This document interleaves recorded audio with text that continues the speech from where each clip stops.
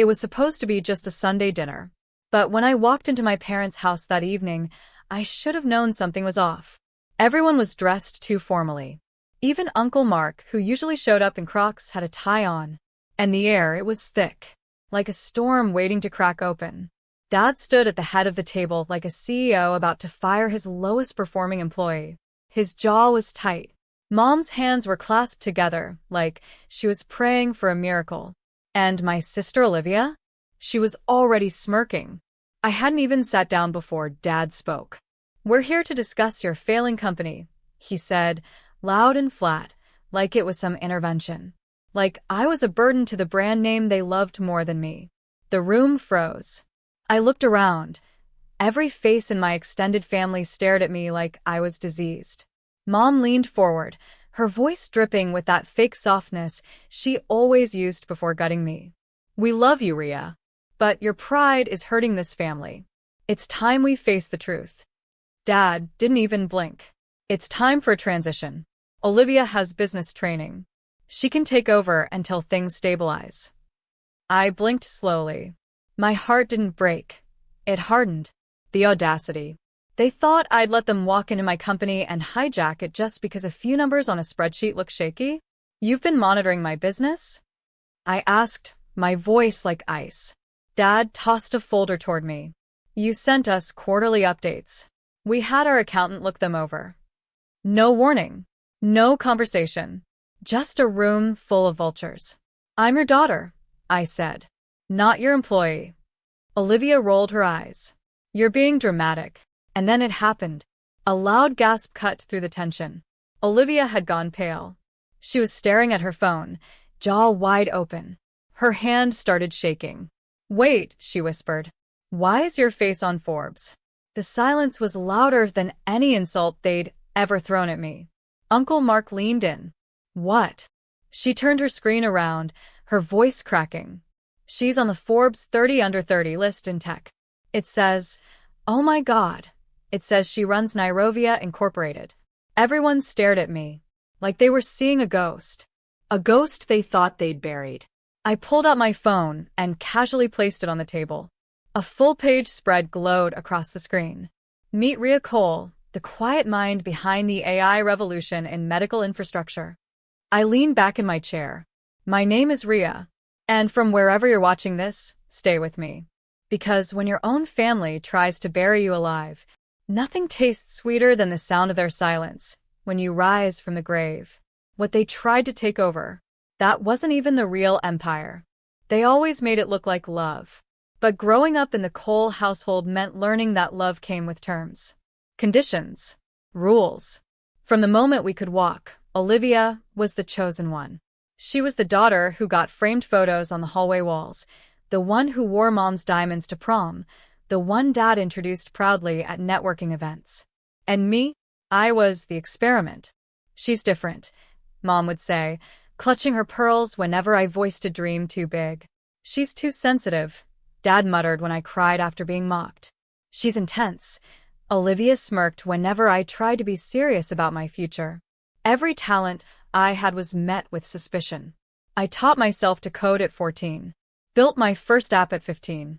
But instead of praise, my father said, "You spend too much time alone. It's not healthy." When I won a national science competition, Olivia joked that I'd peaked in high school.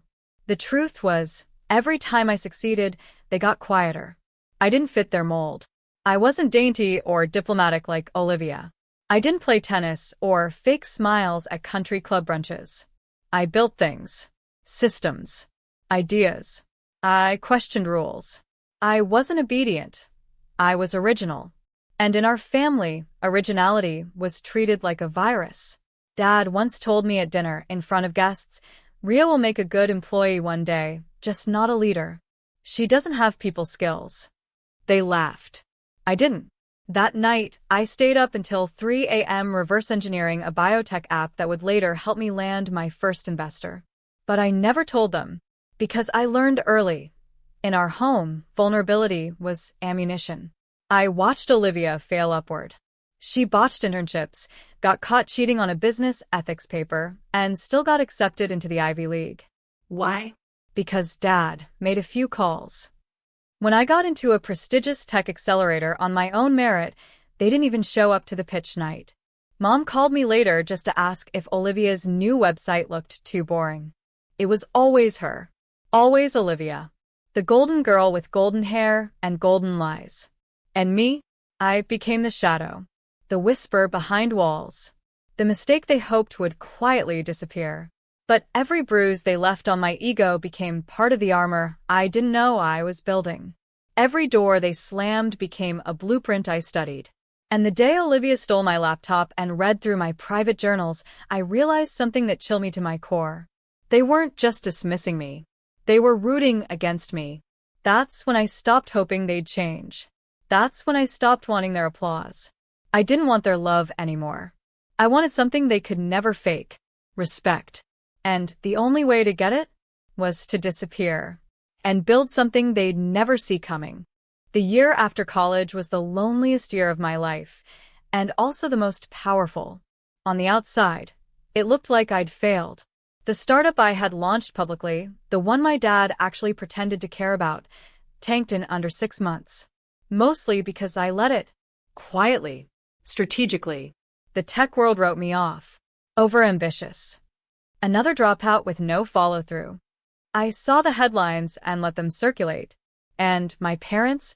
Oh, they relished it. Dad told a colleague at a gala, which I wasn't invited to, that I was taking some time off to find herself. Mom called one night and said, "Sweetheart, there's no shame in accepting defeat. Maybe it's time to look into something simpler. You're good with people. Maybe a receptionist role?" Olivia sent me a link to a beginner coding bootcamp with a winking emoji. That was the moment I made a decision. If they were going to pretend I was nothing, I'd build everything right under their noses. I moved into a shoebox apartment on the east side. No elevator. One window. One desk. And I started building Nairobia, Inc. Only a few people even knew the name. I filed it under a friend's LLC. Rented P.O. boxes. Used encrypted servers. I didn't want a paper trail. Not because it was illegal, but because I needed it invisible. I'd seen what happened when my family sniffed opportunity. They didn't nurture it. They claimed it. Then they ruined it. I worked 18-hour days. Survived on vending machine coffee and leftover startup pizza. I pitched hospitals and clinics under pseudonyms, refined my AI models at 3 a.m., rewrote algorithms until my eyes blurred. And slowly, quietly, it began to grow. 1 clinic in Ohio. Then 2 in Texas. Then a hospital chain in Kenya wanted in. Nairobia was helping underfunded hospitals triage patients faster, saving lives and millions in wasted resources. We weren't flashy. We were effective. But to my family, I was still the failure daughter, trying to find herself. And then came the signs. I noticed Olivia asking oddly specific questions. About IP. About patents. She claimed she was just curious. I found Dad's assistant snooping through my LinkedIn network. Mom accidentally called me by Olivia's name on a voicemail. Twice. Then one afternoon, I got an offer from a venture group with suspiciously familiar phrasing. They were trying to buy into a company I never told them about. That's when it hit me. They were watching, tracking, waiting. I stared at the email for 10 full minutes. They weren't just preparing to sabotage me. They were planning to steal what they thought I had. But what they didn't know was that the company they were eyeing, the one they assumed was my only asset, it was bait, a decoy, an entire false startup built just for them. I smiled. For the first time in weeks. They thought they were playing me, but they were already inside my trap. I didn't rage. I didn't cry. I just smiled. Because the moment I saw their footprints in my digital life, the fake investor email, the sudden interest in my patents, I knew what I had to do. They thought they were clever. But I was raised in their house. I knew how they moved. So I gave them a mirror. I created a fake company, Synthovia Labs. A clean, flashy little shell.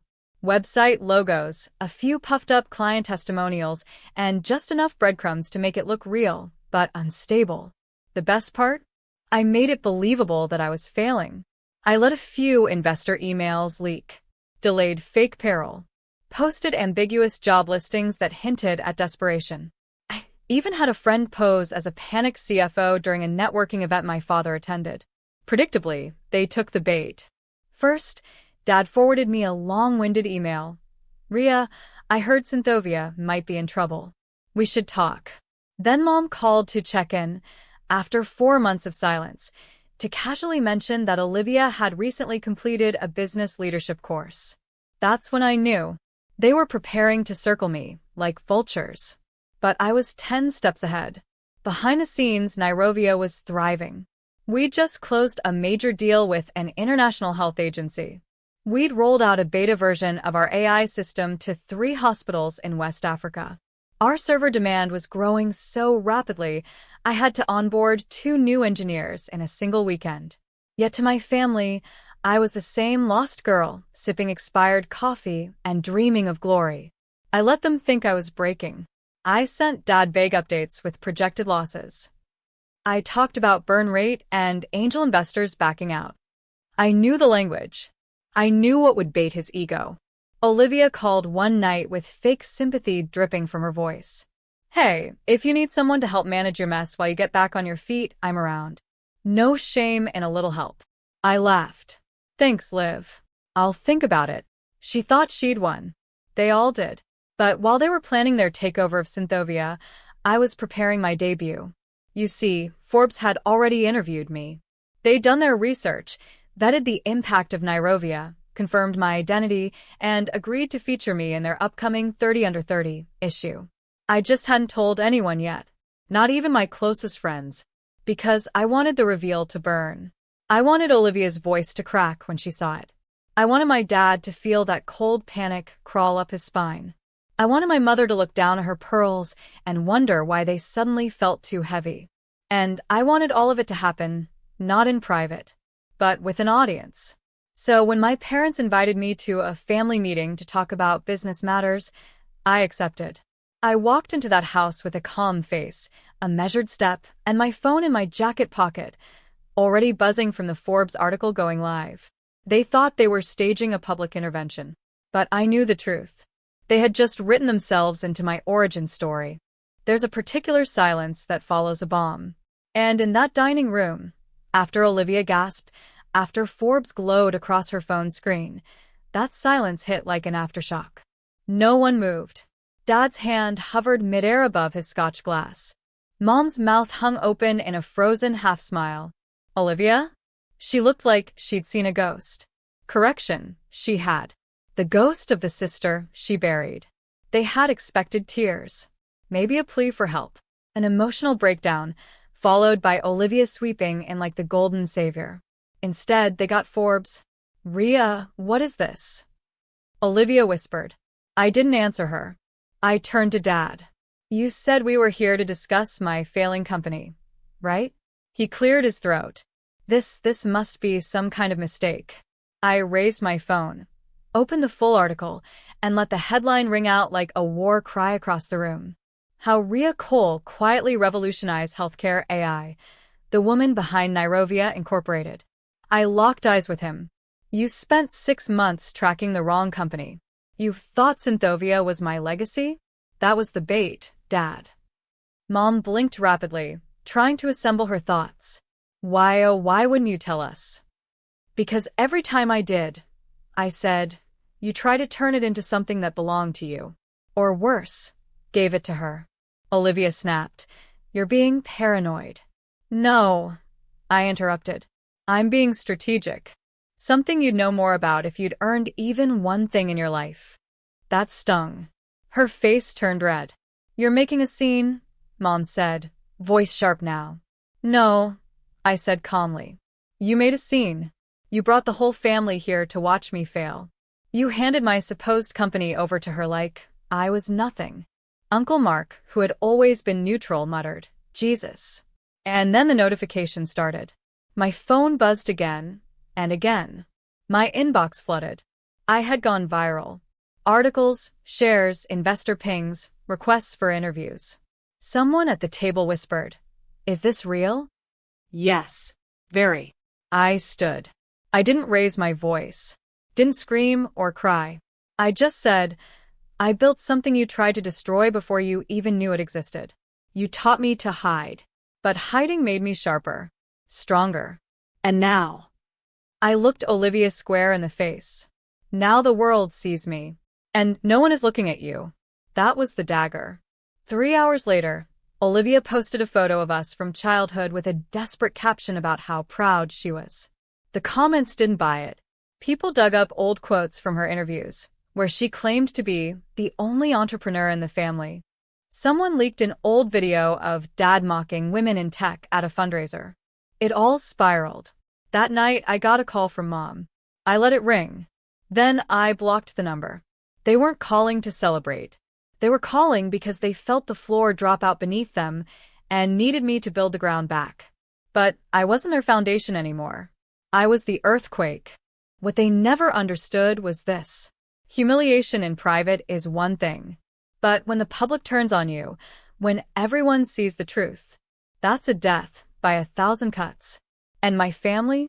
They were bleeding everywhere. 3 days after the Forbes article, Olivia lost her brand deal with Galleria Skin. They cited integrity concerns. Turns out, someone found tweets where she mocked female coders while trying to take credit for my work.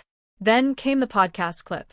A tech journalist dug up an old interview from 2 years ago, Olivia bragging about her solo project that was, word for word, one of my early Nairobia pitches. I'd shared it with the family in confidence. The internet didn't just drag her. It burned her at the stake. Hashtags started trending. Hashtag not her code. Hashtag golden sister exposed. She tried to fight back with a tearful video, but it backfired. Every blink looked rehearsed. Every sniffle felt strategic. Then, someone found old audio of Dad from a closed-door business seminar, laughing about how his daughters were a tale of what to do and what not to do. Guess which one I was? A blogger posted it alongside the headline. He built a throne for one daughter, and now watches the other rule the world. Their business partners started pulling out. Banks called. Contracts evaporated. It was a slow unraveling, but they felt every thread snap. Olivia's speaking engagements were canceled. One by one. Sponsors pulled out. Her name, once gold, became a punchline. Mom tried to do damage control by posting old photos of me on her Facebook with long captions like, "We always knew our daughter would shine." But the comments weren't kind. Someone wrote, "You knew? Then why do you only show up now?" Another, "Where were you when she needed support, not spotlights?" They turned off comments after that. Meanwhile, I posted a single photo on Instagram.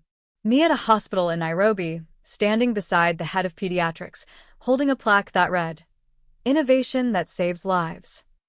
Caption: When they tried to silence me, I built a louder legacy. 2 million likes. CNN picked it up. TEDx called. And then came the cherry on top. A girl messaged me from our old school. She'd been bullied for loving math and building robots. She said, "They told me I was too weird for tech. But you made it out. Maybe I can too." I cried that night. Not because I was sad, but because for the first time in my life, I didn't feel invisible. My name meant something. And theirs? Well, their name was just a headline now. A cautionary tale. Not the power players. Not the legacy keepers. Just the parents who tried to erase their daughter and ended up forgotten in her shadow. The rise. She builds her own life. Power doesn't always roar. Sometimes it moves silently, through decisions, through dignity, through walking away without looking back. And that's exactly what I did. While my family choked on the smoke of their own fire, I built something sacred from the ashes. I bought a beach house in Cape Verde under Nairobia's nonprofit branch. A quiet place with open air and no shadows, just sunlight and salt water. Every window faced the ocean. No trophies, no framed degrees, just space to think. I didn't need walls to remind me who I was. I lived it now. Every day. I hired a team of young women from rural schools and underfunded colleges, brilliant minds who were once told they'd never lead. I looked them in the eyes and said, "No one gets to write your story but you. Let's code our future from scratch." And we did. Nairobia expanded into 14 countries. We built emergency response tools for hospitals with limited staff. We partnered with NGOs. We saved lives, quietly, effectively. I launched a scholarship fund named the Invisible Girl Grant, because I knew what it felt like to be brilliant and ignored. Then the invitations started. TEDx, Harvard, the United Nations Health Innovation Summit. But the one that made me pause was from my old high school. They were hosting a Women in STEM event, and they wanted me to keynote. I walked into that school like a storm dressed in calm. Same halls, same brick walls. But I wasn't the girl who once cried in the janitor's closet after being mocked for trying too hard.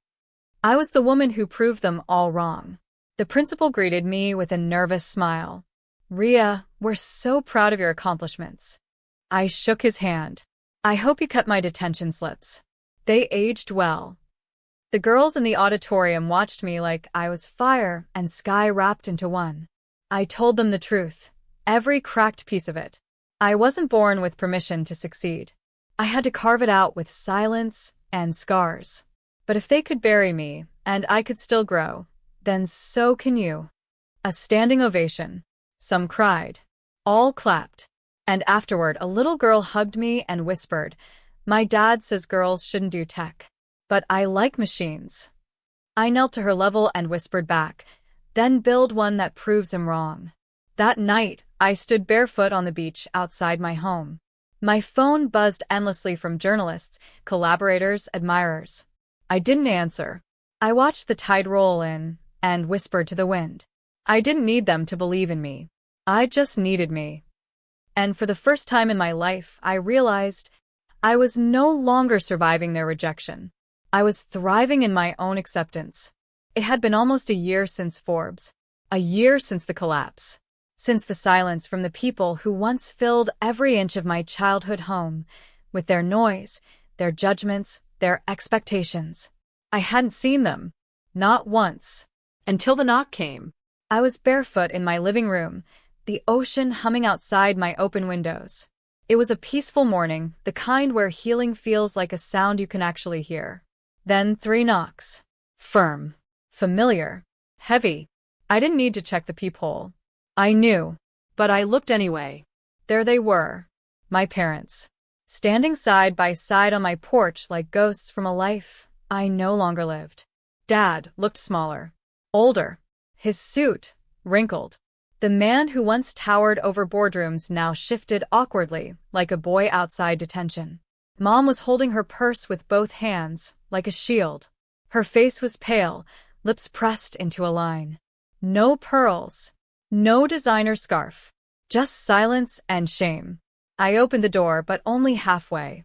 "Ria," Mom said, voice fragile. We didn't know where else to go. I said nothing. Dad stepped forward. "We've lost everything. The firm. The house." Olivia moved back in with us. We thought. He stopped. His eyes filled. But I'd seen his eyes lie before. I thought maybe, he tried again, you could help us. Just something. A loan. Or a job. Anything. It didn't hit me like I thought it would. No surge of triumph. No swelling pride. Just quiet. I stepped out onto the porch. They flinched, as if expecting rejection with teeth. Instead, I handed my father an envelope. He opened it slowly. Inside, a check. Not for millions. Just enough. Enough to live, to eat, to rebuild modestly. No more. No less. Dad stared at the number, stunned. Mom looked at me like I'd slapped her and saved her in the same breath. "You'd give us this?" she asked softly. "No," I replied. "I'm not giving it. I'm returning it." She frowned. "All the years you invested in making me feel small? That check is just my way of closing the tab. We're even now." Dad opened his mouth. I raised a hand. "I don't hate you. I don't want revenge. I don't need an apology." I looked them both in the eyes. I built this life so I could finally choose who gets to be in it. And I'm choosing peace. But peace doesn't mean access. I stepped back. They stood there, holding the check like it burned. I didn't slam the door. I didn't cry. I simply closed it. quietly. And on the other side, I heard Dad's voice crack. She really did it. I walked back to my window, the breeze brushing through my hair. The ocean rolled in steady and blue, like it always had. I poured myself tea, sat in my silence, smiled, because the girl they ignored, the woman they tried to erase, she no longer needed to be seen. She had seen herself. And in that truth, I had won everything. They tried to bury me, but I wasn't a corpse. I was a seed. And now, they're just part of the soil I grew from.